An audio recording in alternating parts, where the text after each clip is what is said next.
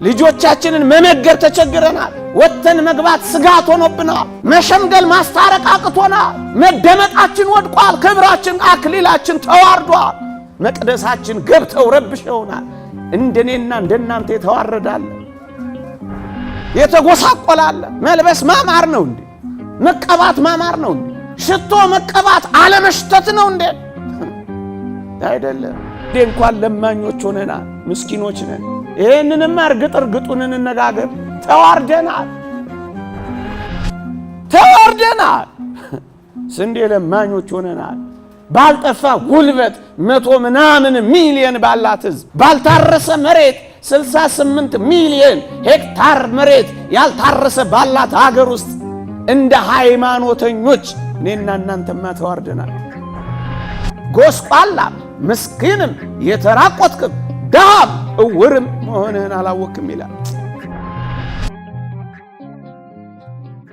እንደኔና እንደናንተ የተዋረዳለ የተጎሳቆላለ መልበስ ማማር ነው እንዴ? መቀባት ማማር ነው እንዴ? ሽቶ መቀባት አለመሽተት ነው እንዴ? አይደለም። ጎስቋላ ምስኪንም የተራቆትክም ዳም እውርም መሆንህን አላወቅም ይላል። የኔና የናንተ ወገኖች አይደል እንደዛ እዚህ ሳውዲ አረቢያ ላይ እየተገደሉ ያሉት?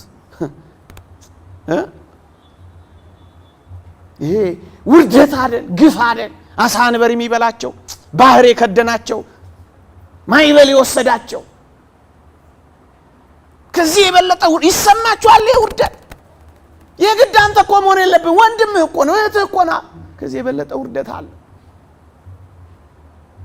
ስንቶች ነው ተስፋ የቆረጡት? ከዚህ በላይ ውርደት አለ?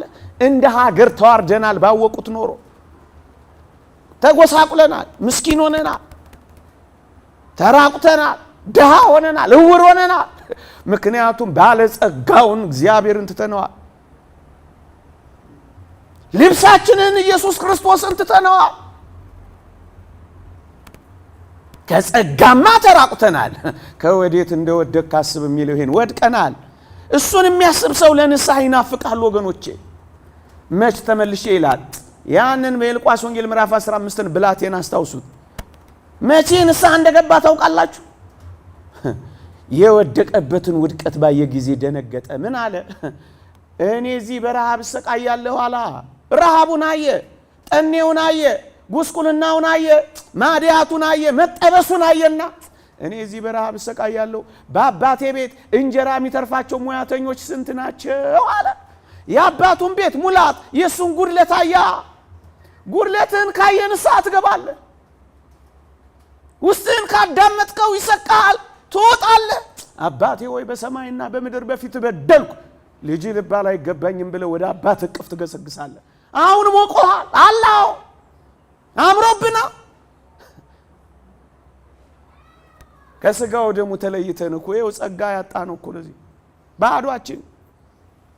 አንዳንዶቻችንም የርኩሳት መናፍስት መናኸሪያዎች ሆነናል እንዴ። እግዚአብሔር እኮ የሚያድርብን እኮ ሲጸዳ ነው።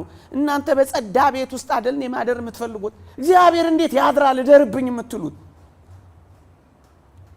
እዩት። እኔ እዚህ አሳሞች ከሚበሉት አሰር እየተመኘ ሲያይ ስቃዩን አሰበ፣ ጉድለቱን አሰበ፣ ውድቀቱን አሰበ፣ ገንዘብ መጨረሱን አሰበ፣ መባከኑን አሰበ፣ ባዶ መቅረቱን አሰበ። ባዶ መቅረቱን የሚያስብ ሰው አንድ ቀን አያድርም። ብቻውን እንደሆነ የሚያስብ ሰው አንድ ቀን አያድርም።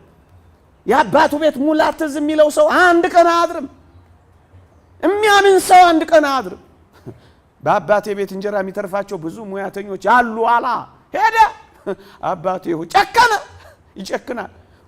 ከወዴት እንደወደቀ የሚያስብ ሰው ይጨክናል። ወገኖቼ ይጨክናል፣ አያስችለውም። እኛ እኮ ምንም አልመሰለን፣ ኖርማል፣ ሁሉ ነገር ኖርማል ኖርማል ስታንዳርድ ያለን መስሎናል። ምክንያቱም መንፈሳዊነትና ያጣነውን ጸጋ መመርመር ራሱ አቅቶን ምን አጣን አገኘ ምንም አይመስልን። በጀት አይጓደል እንጂ ደሞዝ እሱም ቢሆን መከራ እሱ አይጓደል እንጂ አስቤዛ አይጥፋ እንጂ በቃ ሁሉም ኖርማል መስሎን እንጃ አፍንጫችን እስኪ ደርስ ድረስ ይሆን እንጃ። አዳምን አስቡት። ንስሐ የገባው መቼ እንደሆነ ታውቃላችሁ? ራቁቴን ስለሆንኩ ፈራሁ ያለ ቀን ነው ንስሐ የገባው። ራቁቱን መሆን ሲያይ ነው ጸጋው እንደተገፈፈ ያወቀው። ራቁታችንን መሆናችንን እንኳን ገና አላወቅንም፣ አልተገለጠልንም። እንዲሁ ተጋፍተን ነው የምንኖረው። ምን አገኘን፣ ምን አጣን፣ ምን ጎደለብን፣ ምን ሞላን ገና አላረጋግም። መመርመር አቅቶናል። ቁጭ አንልም። እየተበረድን የሞቀን መስሎናል። ብቻችንን ሆነን እግዚአብሔር ከኛ ጋር ያለ መስሎናል። ተታለናል ብቻችን። አንዳንዶቻችሁን ተስፋ ማስቆረጥ ያደል ራቁቱን መሆኑ ሲሰማው ነው ያለቀሰው። አዳም ከማልቀስ በቀር ሌላ ስራ አልነበረውም ይላል። እግዚአብሔርን ማጣት እኮ ያስለቅሳል። እንኳን ብዙ ዘመን አይደለም ለደቂቃው ሲያጡት እኮ ይንዘፈዘፋሉ እኮ ወገኖቼ። ዳዊትን አታስታውሱም? በዛ ምድረ በዳ በይሁዳ ምድረ በዳ ዳዊት ተሰዶ ምን ይል እንደነበር ታውቃላችሁ? ጌታ ሆይ እግዚአብሔር ሆይ ነፍሴ አንተ ተጠማች ይላል። በምድረ በዳ እኮ ሰው የሚጠማ ውሃ ነው። ዳዊት ግን የሚጠማው እግዚአብሔርን። አንድ ቀን ሊያጡት ካልጸለዩ አይኖሩ፣ ስሙን ካልጠሩ አይኖሩ። ምግባቸው ስሙ ነው፣ ጸጋቸው ክብሩ ነው፣ ሕይወታቸው ኃይሉ ነው። ብቻቸውን እንዴት ይችሉታል? አዳምም ሌሎቹንም ተመልከቷቸው ከወዴት እንደወደቁ ባሰቡ ጊዜ ነው ለንስሐ የተበረታቱት። አንደኛው ቁጭ ብለን እንመርምር። ጊዜ ስጡ። አሁን በ2016 ለህይወት ለነፍስ ጥያቄያችሁ፣ ለዘላለም ህይወታችሁ፣ ለዋናው ጉዳያችሁ ጊዜ ስጡ። ሌላ ሁሉ ትርፍ ነው፣ ዋና አይደለም። ማለፊያ ነው፣ ማረፊያ አይደለም። ዳረጎት ነው፣ ራት አይደለም፣ መቅሰስ ነው። እውነት እንዳይመስላችሁ ይሄ ዓለም ውሸት ነው። ለዋናው ጉዳይ አስቡ። የዚህ ዓለም ጉዳይ ቀን የተጨመረው እንኳን አደረሳችሁ የተባባልነው ዋናው ጉዳይ ምን እንደሆነ ታውቃላችሁ? ለሚመጣው ዓለም ለመዘጋጃ ነው ቀን የተጨመረው። ወዶ ስለናንተ ይታገሳል ይላል። ፀሐይን የሚያወጣው ጨረቃን የሚያመላልሰው እንደዚህ በሰሌዳ ላይ ከዋክብትን የሚያነጥፈው እንድናደንቀው አንዳንዶች እንደሚያደርጉት እንዲመራመሩበት አልነበረም። ወዶ ስለኛ ነው የሚታገሰው። ቀን ያወጣልን ቀን እያለ ወደ እግዚአብሔር እንድንመለስ ወዶ ስለናንተ ይታገሳል ይላል። አንደኛው። ሁለተኛው ምንድነው እንቅፋታችን ካል በጣም ምክንያተኞች ነን። ብዙዎቻችን ምክንያተኞች ነን። ዟሪ ገጽ ያለው ምክንያት አለን። በጣም የሚገርሙ ምክንያቶች አሉን። ምክንያተኞች ነን ወገኖቼ። ምን የሌለን ምክንያት አለ? ለምን ንስሐ አትገቡ? ልጆቼስ ለምን ንስሐ አትገቢ? ባሌስ ለምን ንስሐ አትገባም? ጮኛዬስ ለምን ንስሐ አትገባም? ስራዬስ ለምን ንስሐ አትገቡ? የእንጀራ ጉዳይስ ለምን አትታረቁም? የፍርድ ቤት ሙግቴስ ለምን? አቤት አቤት ምክንያታችን ዟሪ ገጽ፣ በጣም ብዙ ገጽ ምክንያቶች አሉ። ይሄ ነው ለንስሐውን ያዘገየን ምክንያት። ከእግዚአብሔር የሚመልጡብን ምክንያቶች ወገኖቼ። ለልጆች እኮ እኛ ሞግዚቶች ብቻ ነን እንጂ እግዚአብሔር እኮ ነው አሳዳጊው። እኛ ነን እግዚአብሔር ነው። እኛ አሳዳጊዎች አይደለንም። አሳዳጊው ማን ነው? እኛ ሞግዚቶች ብቻ ነን። ልጆቻችሁን ያመለካችሁ ስንቶች ናችሁ? ለልጆቻችሁ ስድር ስኩል ነው አንድዬ ንስሐ መገባው። እግዚአብሔር ጉልበት በከዳ ጊዜ መጠጊያ ብቻ እኮ አይደለም፣ በጉብዝና ጊዜ ማረፊያም እኮ ነው ወገኖቼ። ኃጢአትን ልስራ ብለነው እምቢ ባልን ጊዜ እውነት እግዚአብሔር እንዲህ አይነት አምላክ ይመስላችኋል? እስከ መቼ ልጆቻችሁን እንዳመለካችሁ፣ እስከ መቼ ባሎቻችሁን እንዳመለካችሁ፣ እስከ መቼ ሚስቶቻችሁን እንዳመለካችሁ፣ እስከ መቼ ጮኛቻችሁን እንዳመለካችሁ ትቆያላችሁ? ምንድነው ምክንያታችን? እንዴ አትሳቁ እኮ አላለም። ሰው አታሳቁ ነው ያለው። አትስሩ እኮ አላለም። አትስረቁ ነው ያለው። እንዴ እግዚአብሔር እኮ ኃጢአትን ብቻ ነው የከለከለው። ምእመና ምን ከለከለ? አትውለዱ አላለ። እሱ ነው ጋብቻ ነው የባረከው። መኝታ ንጹህ ነው ያለው እሱ ነው። ሁሉን ነገር ጸጋ ሰጥቶ ኃጢአትን ተው ስላለ እግዚአብሔር ጀርባ ይሰጠዋል። ተው እንጂ ክርስቲያን ምን ከለከለን እግዚአብሔር? አትደሰቱ አላለም። በኃጢአት አትደሰቱ ብቻ እኮ ነው ያለው። በመጠን አድርጉት እኮ ነው ያለው። ጽድቁን ስሩ እኮ ነው ያለው። አዎ ወጣቶች ሆይ እጮኛ ተያዙ እኮ አይደለም ያለው፣ እስከ ጋብቻ ድረስ ከሩካቤ ተጠበቁ፣ አልጋ ላይ አትውደቁ ብቻ እኮ ነው ያለው። ድንግሊቱ ግን ብታገባ ኃጢአት አትሰራም እኮ ነው ያለው። አግቡ እኮ ነው ያለው። በቃ ምን እሺ እንዳትል እግዚአብሔር ሞይ ነው። ከየት አምጥቼ እንዳትል እመነው። ቢገላበጥም እንኳን እመነው። እንደ ሴትዮዋ እመነው። የጾመ ነነዌ የጊዜ አልሰማችኋትም? አንድ አቴስት መናፍቅ የሆነ ሰው መንገድ ላይ ጠብቆ እግዚአብሔርን የማያምን አንቺ ሴት አቤት ለመሆኑ አሁን የጾመ ነነዌን ታሪክ ታምኛለሽ? የቱን? ይህ እንኳን አሳ አንበሪው ዮናስን ዋጠው ከዛ ደግሞ ዮናስን ተፋው የሚለውን ታምኛለሽ አላት። ልጅ አንተ እሱን የገረመ አሳ አንበሪው ዮናስን ዋጠው ደግሞ ተፋው የሚለውን እሱን የደነቀ? አዎ እኔ ግን እልሃለሁ እንኳን አይደለም አሳ አንበሪው ዮናስን ዋጠው ቀርቶ ዮናስ አሳ አንበሪውን ዋጠው ከዛ ደግሞ ዮናስ አሳ አንበሪውን ተፋው ቢባል እንኳን እኔ ጌታዬን ምን እለዋለሁ? በሞቴ ምን እለዋለሁ? እግዚአብሔርን አምነዋለሁ። ተራሮች ወደ ባህር ልብ ቢገቡ ወጣቶች ሆይ እመኑት። ሲያሳፍራችሁ እዩት። እግዚአብሔር ማንን አሳፍሮ ያውቃል? አብርሃምን ነውን? በድህነት ተንከራቶ በባለጠግነት አልመለሰው? ባዶውን ወጥቶ ያዕቆብን በብዙ መንጋና እረኛ በብዙ ልጆች አላመጣው? ሙሴን ተመልከቱት። ባዶውን ከድሎት ቤት ወጥቶ የሕዝቡ መሪ፣ የመንጋው አስተማሪ፣ የሕጉ መጋ የብዙ ራእዮችና ባለጠጎች አላረገው? ታዲያ የእግዚአብሔር ከኛ ጋር የለም?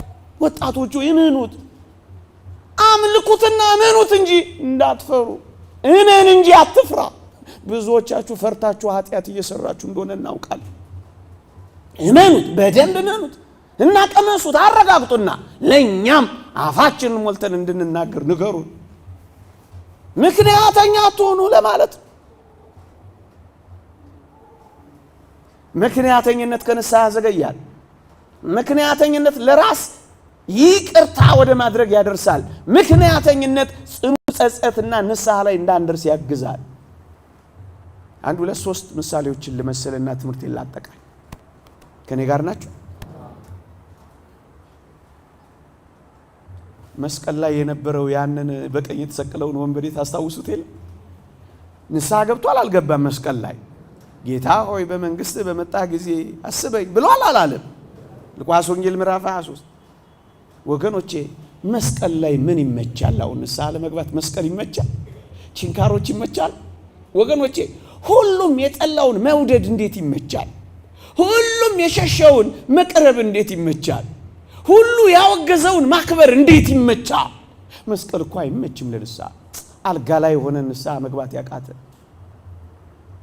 ከነሽበት ከነኩታችን ገና ይሆን ወገኖቼ?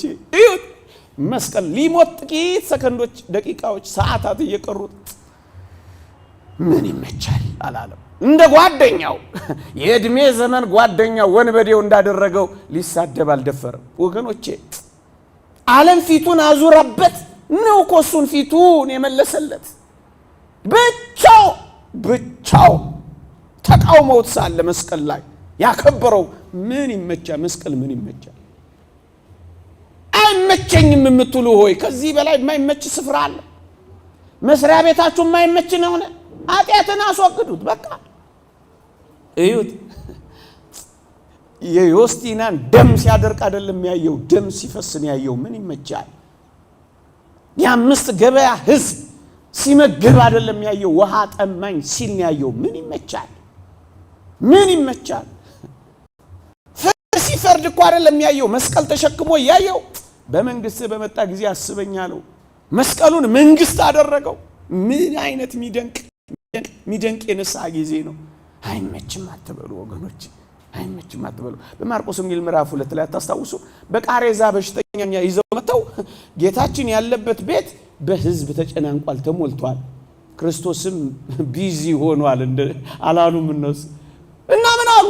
ቢዚ ነው ክርስቶስ፣ መንገዱም ተጨናንቋል፣ ቤቱም ሞልቷል። በሽተኛም ይዘን መምጣታችን እንዲያው ድካሙ ብሎን ነው እንጂ አላሉም። ጣራውን ነደሉል። በሩ አላስገባቢ ጣራውን ነደሉታ። አላስገባ ያለ ምንድነው? ነድላ ዝሙት ነው። ነድላ ተወሰንና ነድለው፣ አግባና ነድለው፣ ታመኝና ነድዩ። ስለ እግዚአብሔር ፍቅር ብለን የዝሙት ፍቅርን ተውና ነድሉት። ምንድነው እሱ? ነደሉት። ከጌታችን እግር አስቀመጡት፣ ፈወሰላቸው።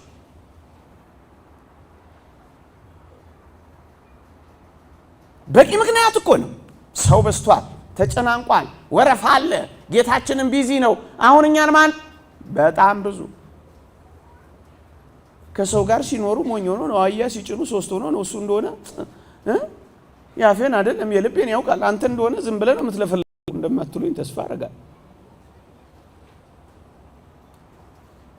ምክንያተኝነት ዘኪዮስንም ተመልከቱት። የቁመቱ ማጠር እኮ ክርስቶስን ለማየት ይከለክለው ነበር። በቂ ምክንያት ነው። ቁመቴ አጭር ነው ጌታ ሆይ ላይ አልችልም። በቃ አይደለም ዛፍ ላይ ወጣው። ምክንያትን ወጣ ብለ ወደ ከፍታ አድርሰው። አልቻልኩም አትበል። ያልቻሉ ሰዎች የሉም ያልቻሉ ሰዎች። አንተ ጨክን እንጂ ታገኘዋለህ። አንተ በልብ ተመኝ እንጂ ወደ አንተ ይመጣል። ለምን አይነ ስውር እንኳን አትሆንም? በመንገድ ላይ ያገኘሃል። ዳዊትን ተመልከቱት። ሳኦል ሲያሳድደው ጠላት ሆኖ ሳኦልን እግዚአብሔር ንቆታል። ሊገለው እያሳደደው በረሃ ውስጥ ተገናኝተዋል። ግደለው አሉት የዳዊት ጋሻ ጃግሬዎች። እግዚአብሔር ንቆታል። ጠላት ነው፣ ሊገልህ እያሳደደ ነው። ምን ታረጋለህ? በል ግደለው አሉታ። ወሰወሱት። በላት እንደዚህ የሚወሰውሷችሁ ይኖሩ ይሆን እህቶቼ? ጸጉርሽ ወርዶ ይጠቀለላል እንደ ዘንዶ። አሁን ይሄን ይዘሽ በዚህ ረጅም ቀሚስ ትጎትቻለሽ። አሁን ይሄንን ይዘሽ እንደ ፈታቴም ትታሰሪያለሽ። አሁን እንዲህ አይነት ሰው ሆነሽ ከአሁኑ ንስሐ ገብተሽ ትቆርቢያለሽ። ትንሽ ይወሰውሷችሁ። ዳዊት ምን እንዳለ ታውቃላችሁ? እጅግ የሚደንቅ እኮ ሰው ነው። እግዚአብሔር ንቆታል። ክፉ መንፈስ አራቅቶታል ሳኦልን። ጠላቱ ሆኖ ያሳድደዋል። ደግሞ እግዚአብሔር ጥሎለታል። ይሄ በቂ ምክንያት አይደል እሱን ለመግደል? ግን ምን እንዳለ ታውቃለህ? እግዚአብሔር በቀባው ላይ እጄን አላነሳም አለ። እግዚአብሔርን አስቀደም። በቃ ምክንያተኝነት። ሶስተኛውና የመጨረሻው እሱን ተናግሬ ባበቃቱ ሰዓት እንዳልወስድባችሁ ከኔ ጋር ናችሁ? አይዟችሁ ጨርሻለሁ። እሺ እየሰማችሁኝ እየተግባባን? መልካም። የመጨረሻ ናት እቺ። ብዙዎቻችን ደግሜ ኃጢአት ብሰራስ እንሌል። አሁንም ንስሐ እንደገና አባን የሚቀጥለው ጊዜ እንደገና ደግሞ አባን እንደገና ደግሞ አባፊ አሁንም እንደገና በወድቅስ እንደገና ኃጢአት ብሰራስ እንደገና በበድልስ እንደገና ባጎርልስ ኋላ ለምወድቀው አሁንም እነሳው ምን ሆኜ ነው? አንድያውን ጠርቀም አድርጌ መሸትሸት ሲል ሳረጅ ቪዲዮ አይሻል ነው አይደል? ምን ብሰራስ እንደገና በወድቅስ? ጥቂት ነጥቦችን ልንገራችሁ ወገኖቼ። በቤተ ክርስቲያን በቅዱሳት መጻሕፍት በሊቃውንት በተገለጡት የቤተ ክርስቲያን ሚስጥራት ምስጢረ ጥምቀት አይደገምም አንዴ ነው። ምስጢረ ሜሮን አይደገምም አንዴ ነው። ምስጢረ ንስሐ፣ ምስጢረ ቁርባን ይደገማሉ። ለምን መሰላችሁ የሚደጋገሙት? ሰዎች እንደምን ወድቅና እንደምንነሳ እግዚአብሔር ስለሚያውቅ ነው። የተከፈተ በር ይሰጥ። ብትወድቁ ትነሳላችሁ፣ ብትሳሳቱ ትታረማላችሁ፣ ብትደክሙ ትበረታላችሁ። የእግዚአብሔር ቃል እንዲህ ይላል ኤርምያስ 8 የወደቁ አይነሱምን? የሳቱስ አይመለሱምን ይላል። ብትወድቁ እኮ ትነሳላችሁ፣ ብትሳሳቱ እኮ ትታረማላችሁ። እግዚአብሔር እኮ ቸር ነው። ጀርባ አያዞርባችሁ፣ ፊቱን አይቋጥርባችሁ፣ ሸካራ ቃል አይናገራችሁ፣ ግንባር አይቋጥርባችሁ፣ መግረፊያ ጨንገር አያነሳባችሁ። እግዚአብሔር እኮ ፍቅር ነው። እኛን አይኖቻችን እኛን እስኪያዩ ድረስ እኮ ነው የሚንከራተተው። ዘማሪ ይልማ እንዳለው በቅድስቱ በኩል በምትቆምበት በቅዳሴ ጊዜ አይኖቼ ስላጡህ ፈልገው ይዞኛል ትካዜ ይላል። እግዚአብሔር እኮ ጉዳዮቹ እኛ ነን። እንደ ምድር ነገስታት ጉዳዩ አውሬ አይደለም እግዚአብሔር። እንደ ምድር ነገስታት እጽዋት አይደለም ጉዳዩ እግዚአብሔር። እኔና እናንተ ነን ጉዳዮቹ። አይኖቹ ሲንከራተቱ አያሳዝኗችሁ? መስቀል ላይ የተንከራተቱ መሰሏችሁ አይኖቹ? አሁንማ በዚህ ዘመን አይኖቹ እኔና እናንተን ፍለጋ ይንከራተታሉ። መጡ ቀሩ ገቡ ወጡ ታረቁ ተቋረፉ በቃ እግዚአብሔር ይንከራተታል። እንኳን ጌታችን ቅዱሳን እንኳን ምጥ ተይዘዋል ይላል መጽሐፍ ቅዱስ። ላንብብላችሁ። ዳግመኛ ስለናንተ ምጥ ይዞኛል ይላል ንዑድ ክቡር የሚሆን ጳውሎስ እንኳን። ቅዱሳን ማይበረ ቅዱሳን የቅዱሳን ህብረት እኮ ተጨንቀዋል እስክንመለስ እስክንታረቅ ንስሐ እስክንገባ ታርቀና እስክንኖር ክፍት ነው። ከየት መጣችሁ አይልም እግዚአብሔር። ክፍት ነው በሩ። እናንተ ብቻ እኔ ኃጢአተኛ ልጅ ነኝ ጠልቼ አይደለም ተታልዬ ነው በሉት።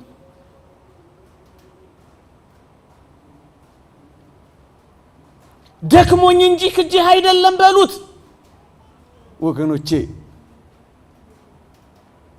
ከቦርሳ ውስጥ በወድቅም ያንተ ድሪም ነኝ፣ ከመንጋ ውስጥ በጠፋም ከበጎች አንዱ ነኝ።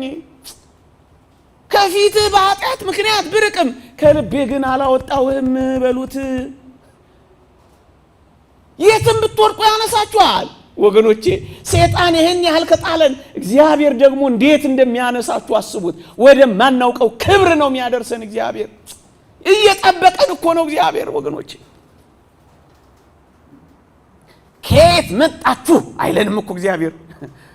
አንዳንድ ክፉ ባሎች ናቸው ከየት መጣችሁ የሚሉት። ያ ሰውዬን ታውቁት ሰምታችሁት ሴትዮይቱ አሉ ሚስቱ መስከረም አዲስ ዘመን ሲመጣ ንፍሮ፣ ትንሳኤ ሲመጣ ንፍሮ፣ ልደት ሲመጣ ንፍሮ፣ ሌላ ሙያ የላትም በንፍሮ ነው የምታኖረው።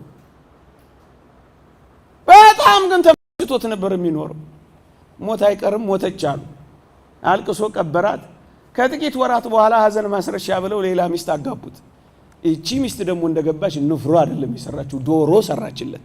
እሱ ዶሮ አይቶ አያውቅም። እናንተ በትምህርት መምሪያ እኛ ስንማር ድሮ መምህር ከትምህርት መምሪያው ውስጥ የዶሮ ስዕል አሳዩአቸው እየተባለ ትዝ አይላችሁም? በእኔ ዘመን ያላችሁ እንደሱ ነው የሚያውቀው። ዶሮ በልቶ አያውቅም። እምሽክ አርጎ በላ። ተበሳይቶ አላደረ።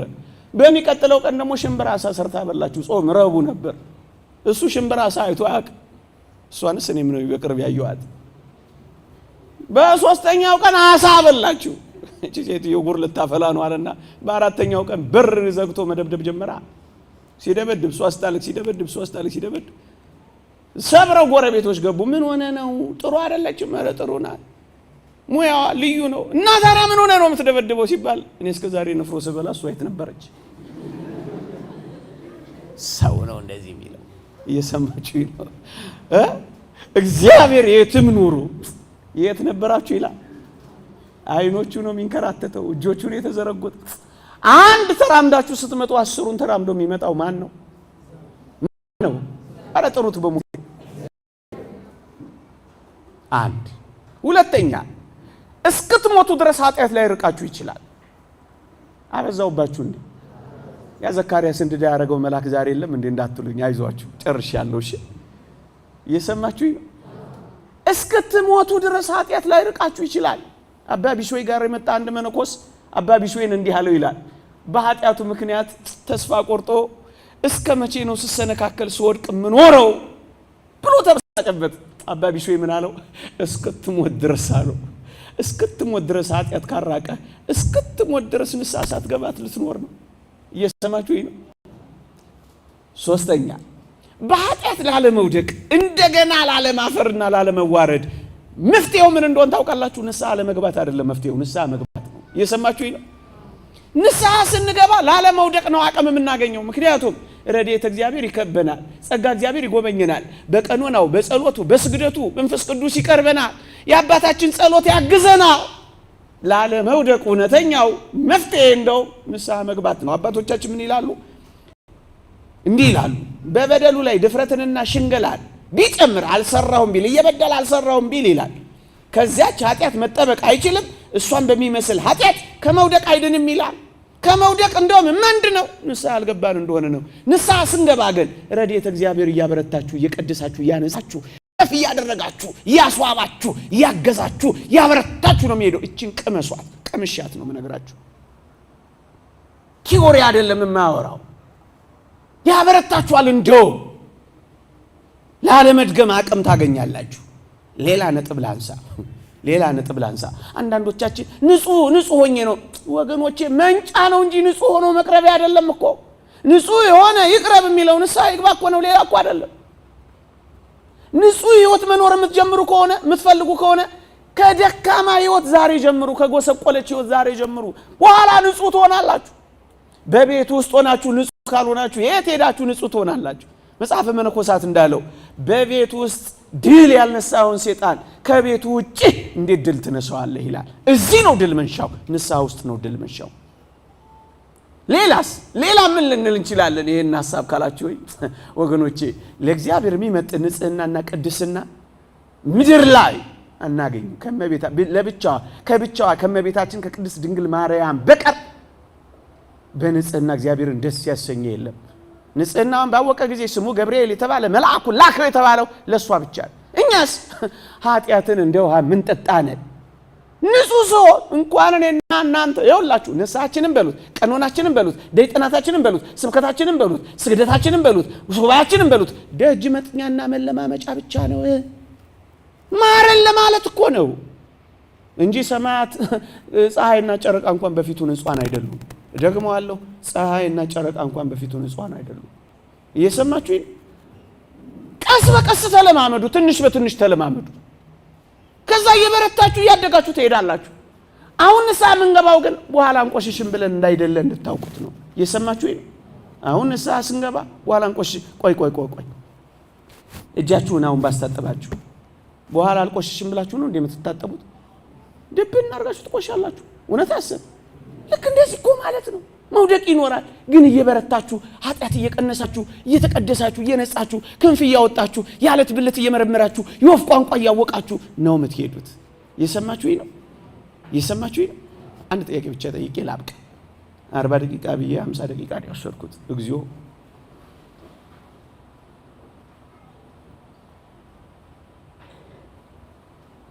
አሁን አዲስ ዓመት ነው አይደል?